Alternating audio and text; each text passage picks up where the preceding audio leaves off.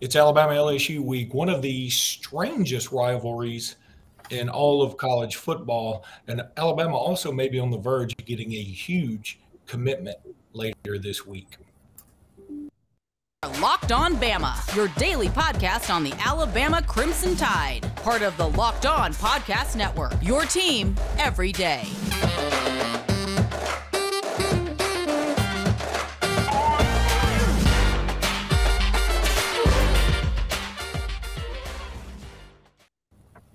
Hey, everybody, and welcome back into Locked On Bama. Luke Robinson, that's me. Jimmy Stein, that's him. Jimmy, how are you today?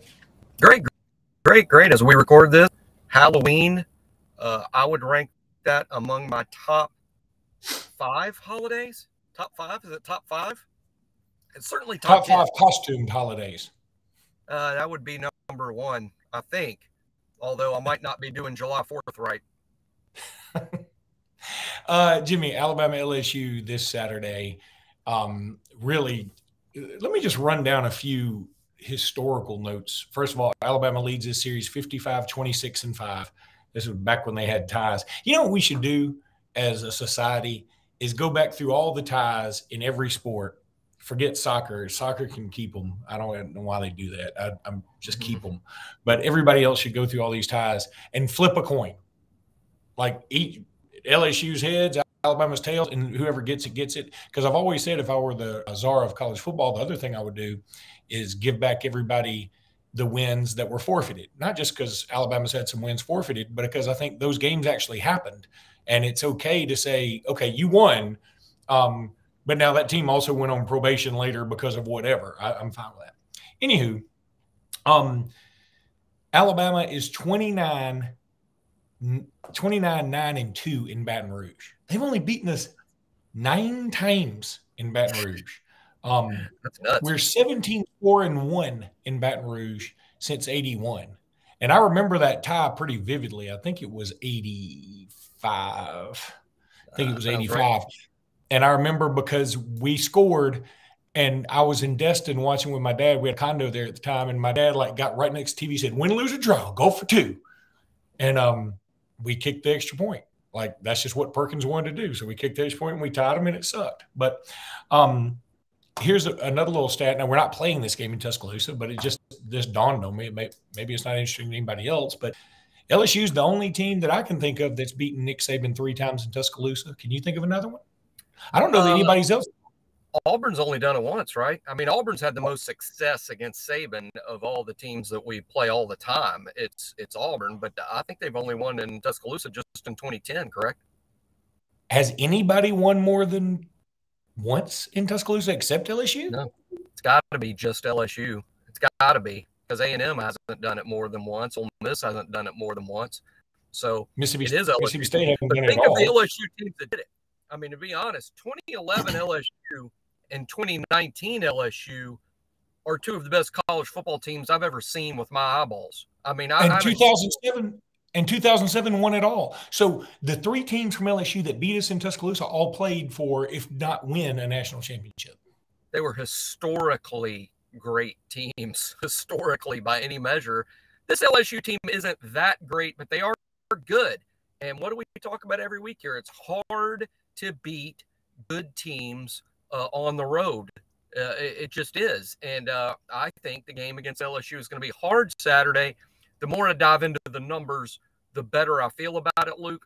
I feel that the numbers prove, Alabama's a better team than LSU, and Alabama should win the game. That's probably why they're an 11-point favorite. But you will have to play well to win the game, and Alabama playing well on the road feels like a 100-foot wall.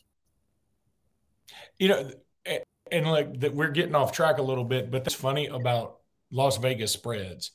I believe that when Vegas makes these spreads, they assume, okay, all things remaining equal, assuming the team shows up and plays as it should, maybe not necessarily its best, but not its worst, and the other team does the same, this is what the score should be. And then let's say a 39-point underdog in Stanford upsets USC. Everybody's like, Las Vegas doesn't know what the hell they're talking about. Well, they didn't plan for USC to show up and forget how to play American football that day.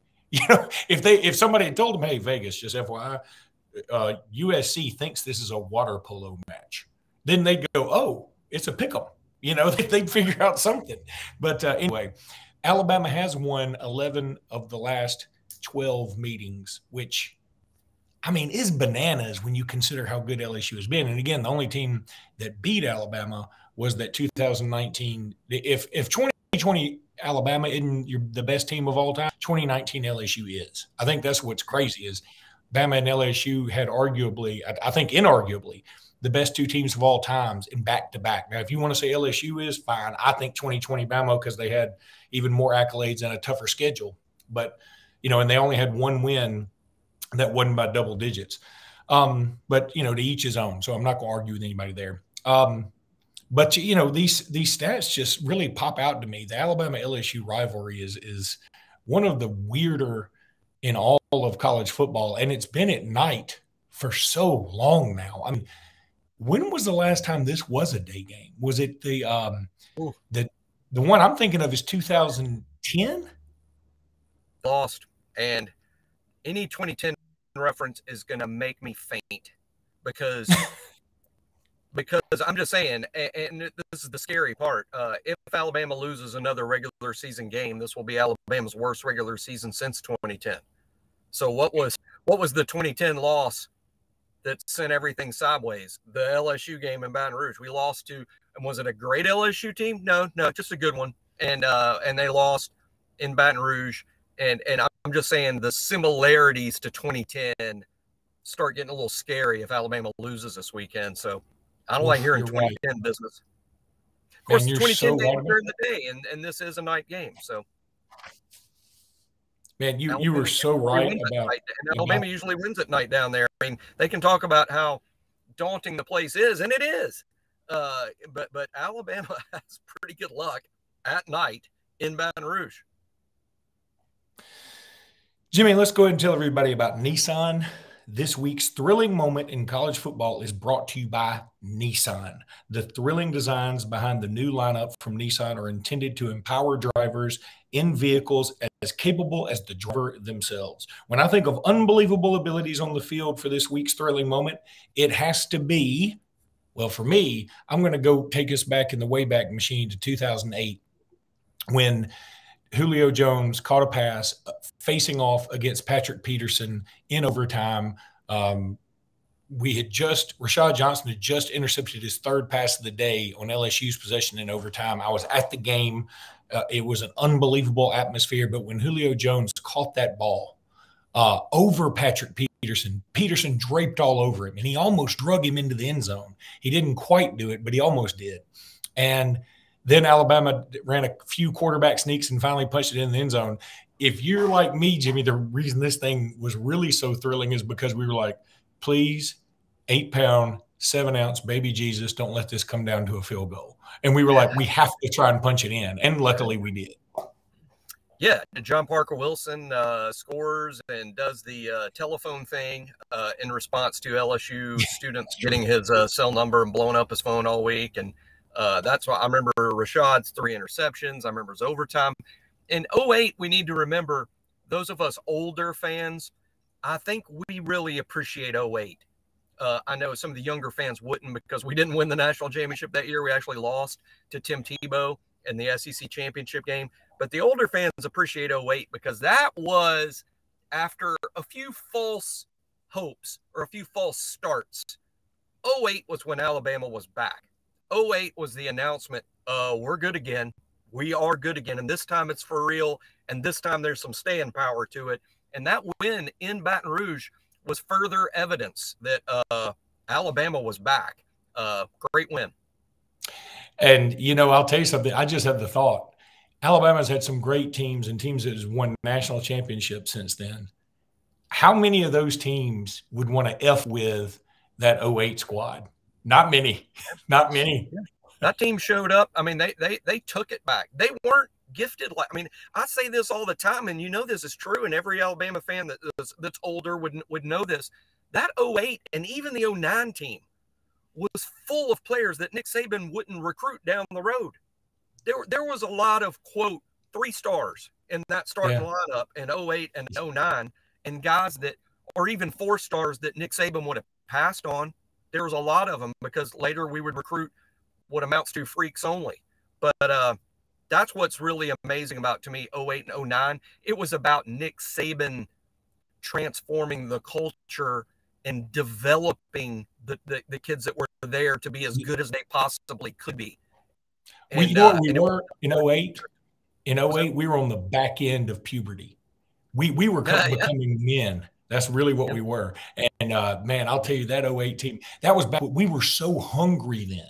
I mean, 08 was the hungriest Alabama team I think there's been. I'm getting off track, but that was the hungriest team. They went after everything. And this thrilling moment is brought to you by Nissan.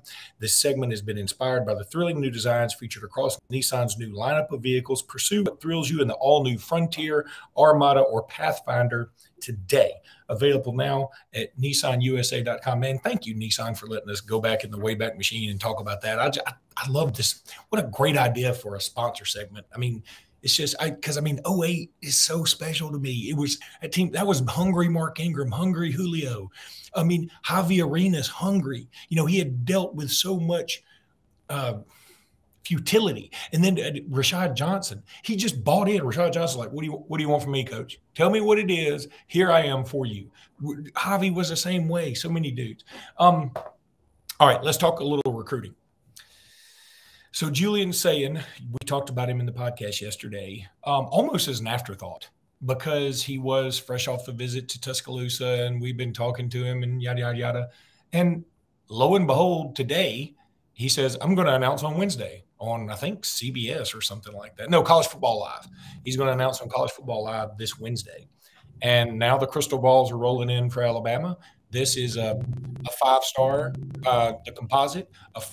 What's weird, he's a 4-star on 24/7 and the number 12 player in the country. And in 24/7's composite, he's a 5-star and the number 14 player in the country.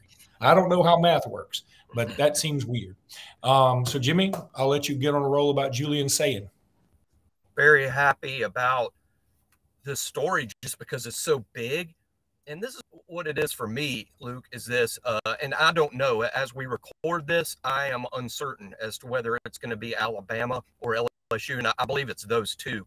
I think he's deciding between Alabama, LSU, and Georgia, but I really think this is Alabama or LSU, and it could be either one, as I say this. But what's becoming apparent to me is, and the big story to me is, because we do deep dives here on Locked On Bama, and we follow recruiting closely, to say the least, every day for you guys.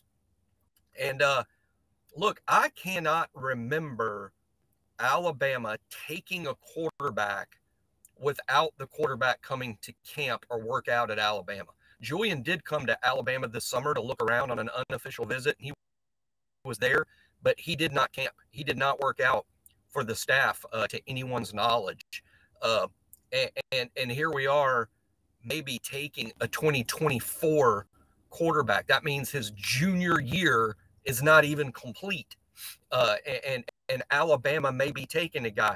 The last one I can remember with a similar story, fortunately or unfortunately, however you want to look at it, is Cooper Bateman. That's the last quarterback I can remember Alabama taking without requiring that kid to kind of audition for the scholarship. I mean, as a way to put it. And that was in Cooper Bateman, I think, was class of 13. So I think we must have taken him sometime in 2012. We're taking Julian Sayin earlier than we took Cooper Bateman, to my knowledge or my recollection. That's what's amazing about it is, Nick Saban changing. I mean, normally Saban does his things his way, and this is how it's going to be. This would be a sea change. Also interesting that the quarter, is Bill O'Brien going to be back?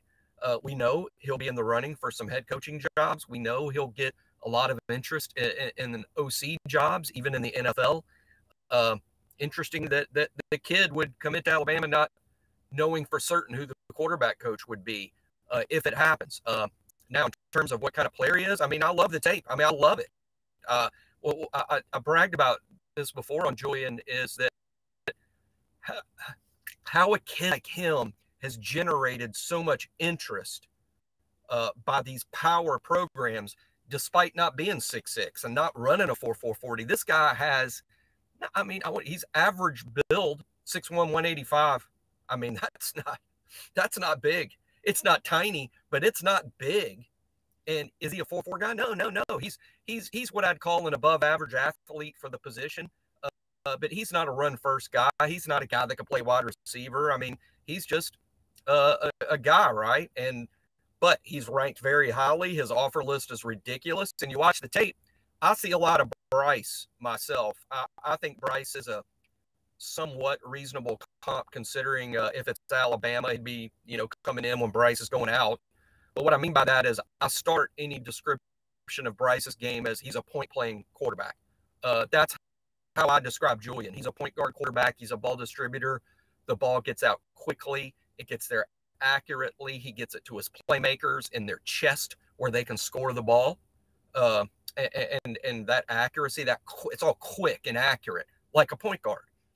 Smart kid, takes some snaps under center, good feet.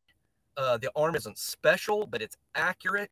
I like it. There's nothing watching that tape where I wouldn't think he would be a take for Alabama or a program like Alabama. It's just a big story. Can you imagine that? Alabama's already got a number of 24 commitments, which is interesting. But this kid, a quarterback this early, what a big story. And if he goes to LSU, he goes to LSU. Good for them, good on them. And Alabama can get back to its traditional way of evaluating the quarterback position, which is you need to get your behind in our camp. So I won't be distraught if it's LSU. And gun to my head right now, based on what little I know on and off the record, I think this is Alabama. Number one, I think it's Alabama too, and I think that as Alabama fans, we should not be – look, it's always cool to look at the measurables and go, wow, he's Josh Allen clone. I mean, just this monstrous human being with a cannon for an arm. But, a few of our last quarterbacks, Tua Tagovailoa didn't have the best measurables in the world. Bryce Young certainly doesn't. And both of those were either Heisman winners or Heisman finalists, and Tua is absolutely tearing it up. Man, by the way, just Tua, we love you so much. You're so good in Miami right now. We appreciate you. Man, how many people could prove his doubters wrong like that? And he's just killing it. I appreciate him so much. But I also – Jimmy, I like the way you presented that whole argument with your Mary Catherine Gallagher way of putting your your hands under your arms like that, and then I suppose you'll inhale it later. It's a little cool in here. But luckily, it's actually a response. It's a little cool in here. So, what that also means is it's time for me to tell you about Sweat Block. That's just what a nice tie-in, Jimmy. You're always thinking, bro. I appreciate that. Look. And I'll tell you something else. I had one of my other friends call me, and they love the stories about Pamela. And I'm going to tell you about Pamela again when it comes to Sweat Block, because she would hide in the office bathroom every 30 minutes. Can you imagine, to draw off her armpits so no one would see the wet circles around her arms? That's just Pamela. Come on, get Sweat Block, girl. That's what you need to do. Get you some Sweat Block. I'll tell you somebody else. Speaking of, it's basketball season. I'll tell you something else. Bruce Pearl, get you some Sweat Block. You might want to get the industrial bucket full of Sweat Block, because I saw you that time you sweated through your suit during the Tennessee-Florida game. That was many moons ago, but I've never seen that before. I would highly recommend Sweat Block from my main man, Bruce Pearl. But yeah, there's tons of reasons to get Sweat Block. It's fantastic. It's easy. You can go to it at sweatblock.com. You can also get it at Amazon. If you or someone you love is experiencing embarrassing sweat or odor, try Sweat Block. Save 20% with promo code Locked On. That's 2 words, promo code Locked On at sweatblock.com. It's also available at Amazon. So easy to get it there. Sweat Block gives you the confidence to wear what you want without the embarrassing underarm sweat. Go to sweatblock.com, get 20% off using promo code Locked On. Jimmy, let's talk a little Alabama statistically speaking and see where this what this means for us. I'm going to go on the team section here. First of all, yards per game. Alabama is averaging a very, not just respectable, I would say hefty, 485 yards a game. That's good for only 5th in the SEC. This team's got some offensive firepower. This league does. It's a new era. It is 5th in the SEC. I think it's 15th total. I mean, I think it's 15th in the nation. So it just shows several teams in the SEC are really, really producing a lot of offense. That includes Alabama. I think what's remarkable, Luke, to me is that the production is outstanding, yet so much production is being left on the field. I'm the first to admit. I mean, we got to run the ball better consistently every week. This team needs to run the ball better. Bryce missed 2 games. Those games count too. Bryce missed 2 games, and look where that number is. That's a fourth of the season. Bryce wasn't even there, and look where that number is. So Alabama can be even more productive than they've been. The offensive line's getting better every week. Running game's got to get better. But again, the production offensively is there. The scoring is even better than the yardage. Yeah, and looking on the defensive side, I want to see. I'm looking for yards allowed here because this is something I want to think about with the LSU game coming up. So defensive, yeah, they're averaging 346 yards per game given up.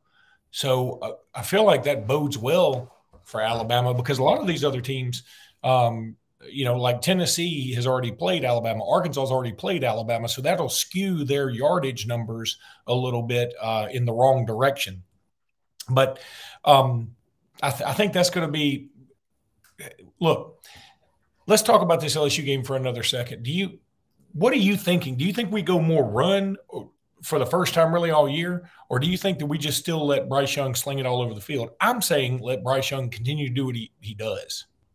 Yeah, I think Alabama's going to put the game. I mean, I think this will be a healthier Bryce than we've seen. I think Alabama's at their best when the game is in Bryce's hands. I do think you'll see an effort to run the ball. Alabama's not going to abandon that or just pretend like the run game doesn't exist. You're going to see some runs, but I think they're going to run it off the pass, and I think they're going to throw to set up the run. But I think it's going to be on Bryce. There'll be a lot of pass attempts. There'll be some more deep balls. I think because Bryce's shoulder is going to be better in this game. I also think Harrell might be more a part of things, but the young kids Bond and Prentice are playing more and more all the time. They can be vertical threats as well. So I'm looking for Alabama to come out throwing the ball, even though LSU's defense, they've given up some runs. And I think Alabama will get some runs. What would be great is, you throw, sneak a Gibbs run in there, boom, he scores from 75 yards out.